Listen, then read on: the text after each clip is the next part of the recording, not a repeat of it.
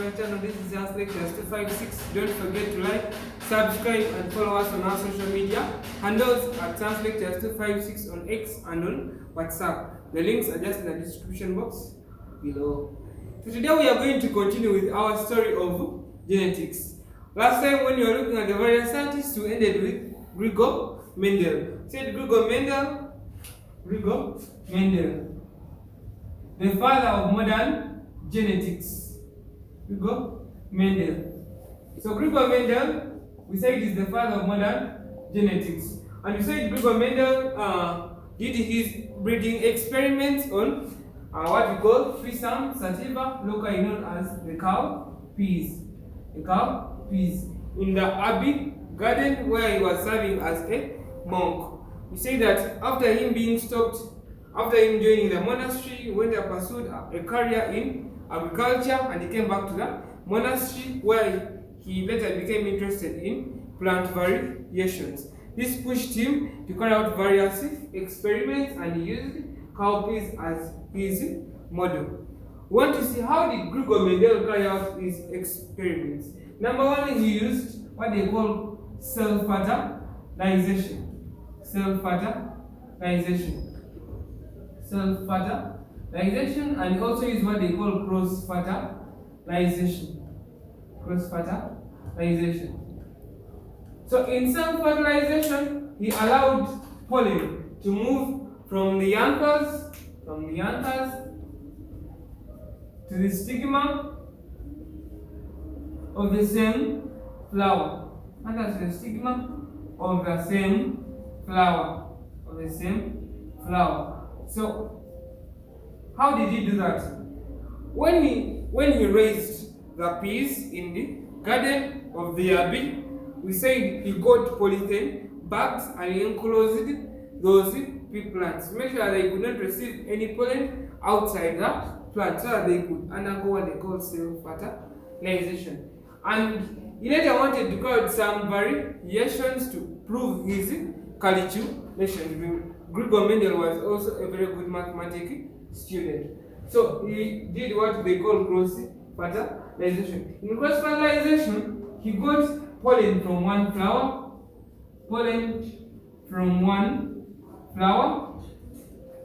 and he transferred it to another flower.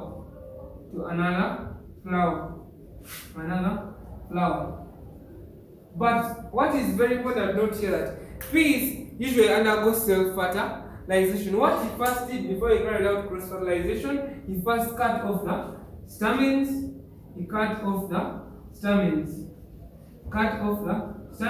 To limit any chances of self-fertilization. Then he got pollen from another flower, transferred it to that flower, and after he tied using a polythene bag to make that plant unreceptive to any other pollen from outside. And those are the two methods Gregor Mendel utilized in his experiment: self-fertilization and cross-fertilization. So we are going to look at reasons of all the plants that were available in the Abbey garden. Why did Gregor Mendel decide to use cowpeas? Reasons why Mendel used cowpeas.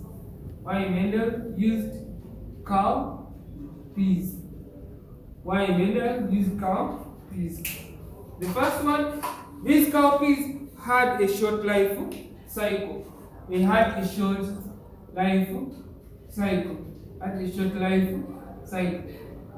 On average, these cowpeas could take about 70 days. Within 70 days, they could grow vegetatively, reproduce and produce offspring.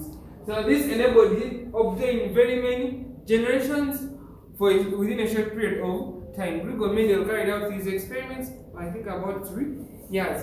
So within every after 70 days, we would obtain a new generation. So these cowpeas had a short life cycle. Then they had clear variations. That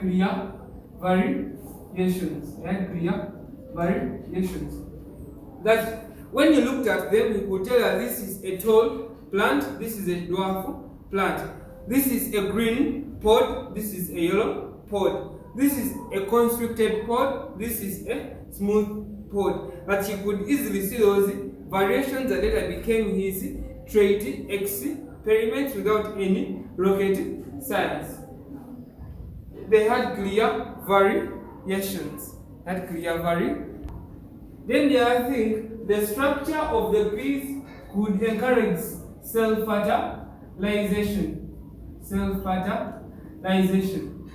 The structure of the piece could encourage self-fertilization, and this enabled him retain pure breed lines without any contamination from outside. So we say short life cycle enabled him obtain very many generations over a short period of time. Clear variations, for example, tall versus dwarf.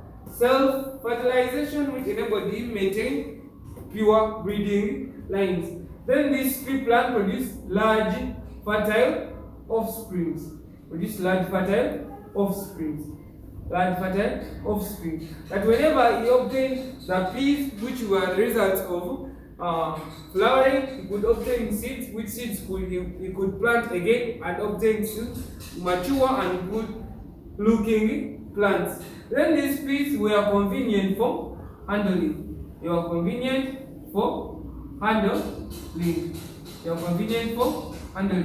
He could grow them in pots, or he could grow them in a localized area. He had limited problem of space. So he carried out his experiments from a limited piece of land. And these peas, you could usually grow them in pots, where you could actually, they were also very easy to tie around with polythene bags. Just imagine what would happen if Mendel was using a banana plant. That would be very difficult for him to handle. And that is why he chose, for these reasons, he chose the cow peas. But before I leave this, should you ever be asked characteristic of a good genetic organism? These are its characteristics. It should have a short life cycle, it should have clear variations. Sometimes if it is a plant, it should undergo self-fertilization, produce large fertile offspring, and it should be convenient for handling. Then, when Mendel was carrying out his experiments, he tested for 7 characters. Which characters did Mendel test for? Number 1, he began with the seed. And under the seed, he tested for different things. For example, he tested for the seed color. Tested for the seed color. Was it green? Or was it yellow? Were the pods being produced green or yellow? And he found out that the green one was dominant over the yellow ones. Then the second thing, he tested for the seed shape. Were the seeds being produced round, or were they wrinkled? Were the pods round like this, or were they wrinkled? That is the second character that Mendel tested for. Then from there he tested the pod. He began with the pod color. Was the pod green, or was it yellow? Then he went for the pod. Was it constricted? Was the pod constricted, or was it full? Was the pod constricted, or was it full? Constricted, what I mean is this: did it have some on its margins? Did it have some constrictions, or was its margin full? Then he tested for the pod location. Was it located at the uppermost point of the plant, which you call terminal, or was it within the axil of the leaves, which you call axil? So was the pod located at the uppermost point of the plant, or was it located within the sides? Then he tested for the flowers. Were the flowers being produced white? Were they white or were they white or purple? Were they white or purple? And he also tested for the stem length. Stem length. While the plants being tested for tall or dwarf. Are they tall or dwarf? So these are the 7 characters that Mendel tested for in his experiments. Color. Were the seeds green or yellow? The shape of the seeds, were they round or were they wrinkled? And then he tested for the pod. The pod color, was the pod green or was it yellow? And then tested for the pod margins. Were they constricted or were they full? Then he tested for pod location. Was it terminal or was it within the leaf axils? Then he tested for the flowers. Were they purple? Were they white? Also tested for the stem length. Were they tall or dwarfs? So from Mendel's experiments, we drew up some terms that are going to be reoccurring within our discussions in this discipline, and they are here on the blackboard. Number 1 is homozygous. Homozygous. Homozygous. The homozygous individual is an individual with similar alleles. An individual with similar alleles.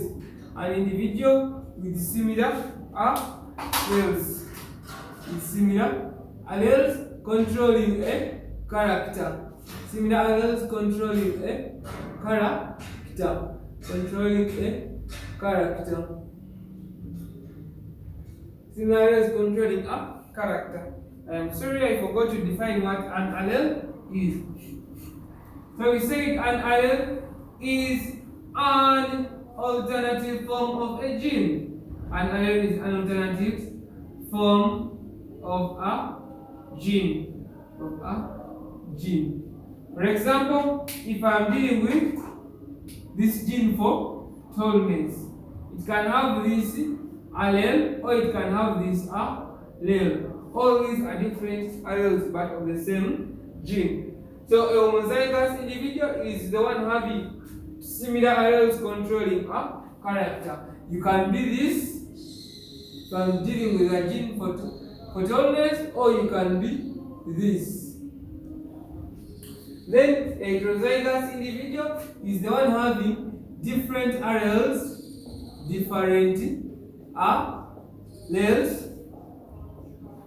controlling a character. Controlling a character. Different alleles controlling a character. For example, you can have this and this. You can have this and this. So whenever I say that individual is heterozygous, it is that it has different alleles controlling a specific character. The character, I mean, for example, height. You can have somebody having this capital T and small t. This capital W and small w. That individual is referred to as a heterozygous individual. Then genotype. Genotype is the specific allelic makeup of an individual. Specific allelic makeup of an individual. Specific allelic makeup of an individual, or the specific genome, as we discussed earlier, is referred to as the genotype. Then your phenotype is the outward appearance of an organism. Outward appearance of an organism. Outward appearance of an organism. Then the P generation, this is the parental generation. The parental generation. Parental generation. Then the F generation, the F1 generation is the first offspring generation. First offspring generation. The first offspring generation. The first offspring generation. And F is derived from the Greek word philario. Greek word philario. And those ones who use this word were meaning sun. Sun. So in summary, the F1 generation is the first sun generation, which means the sun is definitely an offspring of somebody. So the F1 generation is the first offspring generation, and the F2 generation is the second offspring generation. Second offspring generation. Then a dominant allele. A dominant allele is an allele that can express itself in both homozygous and heterozygous states. An allele that can express itself in both homozygous and heterozygous states. Can express itself in both homozygous and heterozygous state and heterozygous state. That is a dominant allele. For example, you can have this one. See, this is homozygous state, and this allele for T will express itself. Or you can have this one. Still, this allele T is dominant over this small t because its effects can even be seen. So this one is recessive. Now, what is a recessive allele? An allele is an allele that expresses itself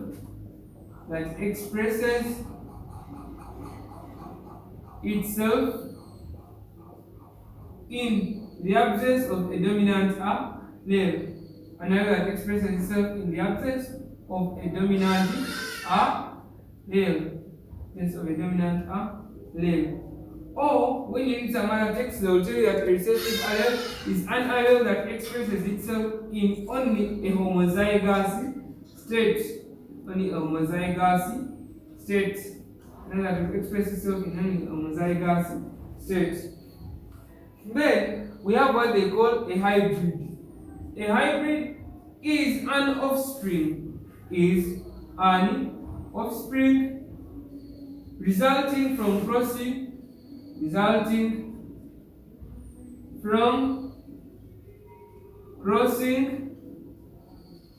two pure breeding lines. Starting from crossing two pure breeding lines. That is a hybrid. Then next is a genotypic ratio. A genotypic ratio is the expected. This is the expected number of genotypes. Expected number of genotypes resulting from a cross. That is a genotypic ratio. Then the expected number of phenotypes resulting from a cross is called the phenotypic ratio. The expected number of phenotypes resulting from a cross is called a phenotypic ratio. We are going to apply all these terms as we shall continue with our discussions. Then you have what they call a monohybrid cross. A monohybrid cross is a cross where one character or trait is being documented or tested. Is a cross where one character or trait is being tested.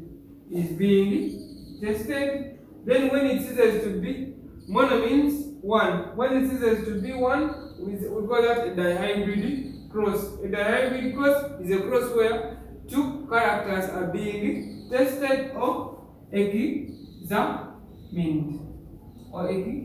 examined. So throughout this video, we've seen the various reasons why Mendel, which material did Mendel use in his experiments, how did he use them, why did he use them, which terms did Mendel lead us to then use. Till next time.